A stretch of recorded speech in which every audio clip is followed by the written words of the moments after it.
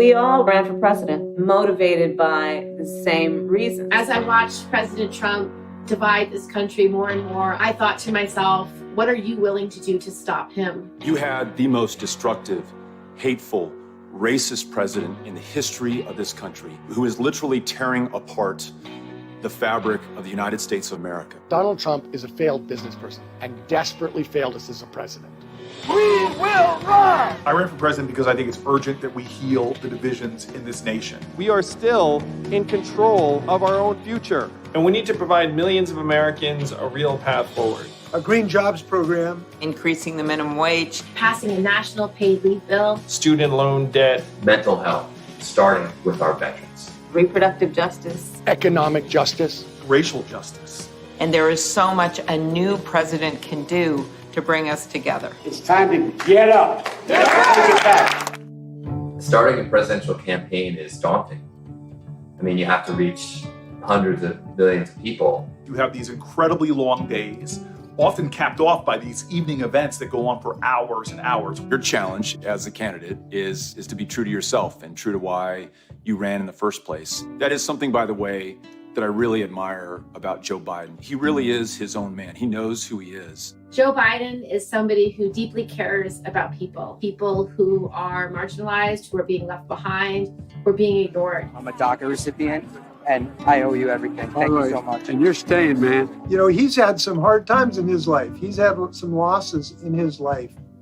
And I think that is something that people relate to. You doing okay? Yep, close to 15 years cancer-free.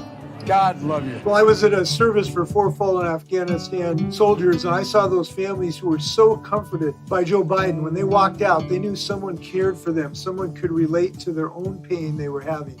We need that in the White House. I still remember standing side by side with him on the debate stage, and we were having a go of it. But what was remarkable to me was in the commercial break, he puts his arm around me and starts telling me how good my ideas are. And next thing you know, I feel like he's giving me a pep talk and literally telling me how important it is, how really important it is that I'm on that stage. Joe called me the night I suspended and was extraordinarily gracious and comforting, and he told me I should be proud of myself, said that I did myself and my family a real service and the country a service, and that meant a lot coming from Joe. Look, it's not easy to unite the Democratic Party. We're a rambunctious group. Joe Biden has pulled it off. He wants to get the best ideas on the table so we can move forward in the best way possible. He's included my family Bill of Rights. He has unified our group around a clean energy strategy. The Domestic Workers Bill of Rights, I'm very excited that that's in there.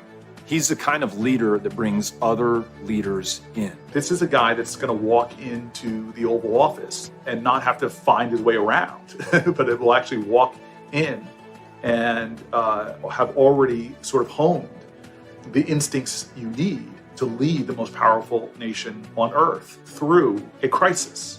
On the other side, Donald Trump does not understand who we are as Americans. He really doesn't. This is a guy that blames everyone for everything. You know, he blames the city of Baltimore. He blames the country of Denmark. He blames the Prime Minister of Canada for cutting him out of the Canadian version of Home Alone 2. Who does that? There are no sidelines. There's no sitting this one out. There's no hoping that someone else is going to come in and save the day. There is no cavalry. We are the cavalry. The moment has found the person. That person is Joe Biden.